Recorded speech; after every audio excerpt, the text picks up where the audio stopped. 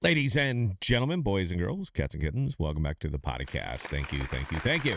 Not a real pleasant video, but I said I was going to make some comparison videos. So, uh, you know what? Little fist fight was. I'm wearing the Cardano shirt, by the way. Thank you, because we're doing Iagon. Um, I made these a bit ago. A couple of these comparison videos a bit ago, maybe 6 months or so, and I was kind of hoping that the protocol would be further along by now, but it really doesn't seem to be. Now, kind of spun up a fist fight over on Twitter, and I admire what they're doing. I appreciate what they're doing. I appreciate what their community managers are doing. You want to go where the visibility is. Jackal's running real hot right now, so of course you want to drop your link in there. The problem is that you started bringing up price and why you are so much cheaper than Jackal is. And then obviously I got interested again. So I, this is out to anybody on the team. I would love to get you on the show to answer some of these questions. Is it going to be a hostile interview? Yeah, it will be, because I think that some of the discrepancies in here are worth a good long discussion. So I'll tell you what, man. Look, we'll make it members only. We'll make it private. However you want to do it. We don't have to broadcast this anywhere. But I'd love to talk to you guys and actually get some of this information. So um, it's going to be a little bit more of um, a technical review because a couple of the things that I see up here are just glaring. So let's all take a look, and you guys can make up your own decision. Getting in here and getting it set up, that's not terrible. I use the Eternal wallet, so it was no real problem. I paid in ADA. That's interesting that you guys are a protocol with your own token, but we had to pay with ADA. Doesn't matter. Doesn't matter. We're already past that. So as you can see, we have the console open here, and I have to apologize for a couple of these things here because that is actually one of my very first questions. You're broadcasting file names and passwords, and you're broadcasting them out there in plain text. Now, everything on here, up and down, if we touch anything, everything points straight to Iagon.com. So it points straight to the protocol. So I understand you're pushing this out there as decentralized, but you are the entire centralized component of this is your API, is your protocol. It is the centralized component. Everything, uploads, downloads, everything runs right through Iagon.com. So, yeah, maybe we all define decentralization a little bit different. It doesn't matter, but let's go ahead and carry on. So, uploading the files, I mean, it functions. It does work. If I was to send up a file, then you can see that where the file went, distributing shards. And now this is going to update here in just a second. And when it does that, this is the one that I'm looking for, is the upload one right there. So that's that file right there. And it is showing me the same thing. So that's the file name that I sent up.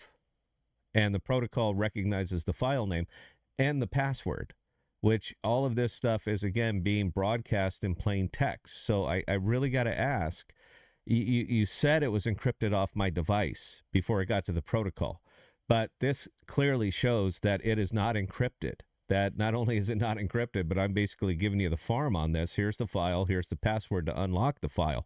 So this password has to be used somewhere in here, probably to communicate with some of these your decentralized storage providers. But why are you broadcasting all this in plain text? I mean, a man in the middle, and boom, you're completely exposed. Anybody who's done anything on here is going to be able to find every single one of these users' passwords. It just seems like it's a problem. And again, my bigger question here, though, is if you are encrypting off my device, like you said, how do you know the file name? How do you know my password? How do you know all of this information if I am encrypted off my device? So I think it's a real fair question, but I don't want to just leave it there. I want to let's go ahead and carry on a little bit. So if I go to download it, which again it does work, and I understand that you're cold storage, you're not hot storage. So for the fact that that file came back so quick is actually very, very impressive. Because if it was a sharded file that was sent all to tons of different nodes, you would think that there'd be a little bit of time it would take to get this back, to get it reassembled and get it back. But you seem to do it real, real well. And again, though, here we go. All of it is through Iagon.com. I'm not communicating with the decentralized storage providers at all. I'm going through a central location, and that happens to be Iagon. Now, I want to make it fair. All right, that's the whole kicker. I want to make it fair. So let's take a look at Jackal. Now, this is happens to be my decentralized storage provider of choice, and this is kind of a fun one here because I don't have to hide a password because there is no password. There's nothing here. So the only information that you're going to see up here is the Merkle, and I had to actually call. I actually had to call Aaron and have him explain to me what the hell that was because I was, what the fuck's a Merkle, dude? But he explained it all, and again, the only information that's going out here is the sender's wallet address. So no passwords, nothing like that, just the wallet address. Now, the wallet address can be as public as you want. I don't care. There's nothing you can do with said wallet address. You want to get through and process my coin transactions, sure, knock yourself out. You can see it. I mean, there's no, the whole idea behind blockchain is it is incredibly secure, but not exactly private. Anybody can look at a ledger. Anybody can get through and mint scan a wallet and go back and find out everything that I've been doing with said wallet. We all understand that. It's the security. The security is what makes it work. That's why I consider that wallet address as the only information between me and Jackal. I consider that that's it. I mean, that is literally the tip top dog on there. So for the Iagon folks, I'll take all of this other stuff apart because you can see right here that the only thing I'm communicating with is an RPC. I'm not communicating with Jackal directly. I'm just communicating with an RPC and the storage provider that I'm downloading this information from because it's between me and the storage provider. Jackal has nothing to do with it. And that is up and down the board on here. Anything I open or touch, all of it is RPC, RPC, RPC, and that's it. So there is no real central position on this. There's no one central point of failure. And if you lose an RPC, there's going to be another RPC. But that's the only thing I'm communicating. I am communicating to the decentralized storage provider that's holding my data. I'm providing the correct information so that they know that this is me, that this is mine. I sign gas transactions as I go through, saying that I approve of everything that's going on here. And then I get my data up or I get my data back. But at no point in here is this stuff being broadcast. It's you know what? I'm going to let it go right there. So anyway, you wanted a side-by-side comparison. There's a side-by-side comparison. I still not crazy over here that they're throttling or that they, let me get up here, that they throttled uploads. So if I wanted to send up anything, here you go, regular file, 367 megabytes, you can't do it. So the biggest you can send up at a single time is 200 megabytes. Now over here on Jackal, yeah, they'll take anything. Here's 709 megabytes. Here's 285 megabytes. Here's thumbnails, everything. But I can send these things up and I can get them down pretty ricky tick. Let me see. Let me find one of these, something that's maybe a reasonable size. One second. I want to download something. So let's see. I mean, I could pull down thumbnails all day, but that's not really a good comparison, is it? Which one was I using before? It doesn't matter. Let's try that. I don't know if it'll make it back. They've been having some RPC issues, but let's hit the button and time it anyway. 285.2 megabytes. So let's maybe get the time up here. You can see what's happening right here. See that megabyte transferred? So that's how quickly the data is making it back and the path that it is coming through. This is actually really, really cool. And yeah, I wish they would. I wish they'd get that clean, or I wish they would just pull that over so I had a status bar instead of waiting through the whole thing. So there you go. Maybe 20 seconds, and there is our file. 285 megabytes, 285 megabytes.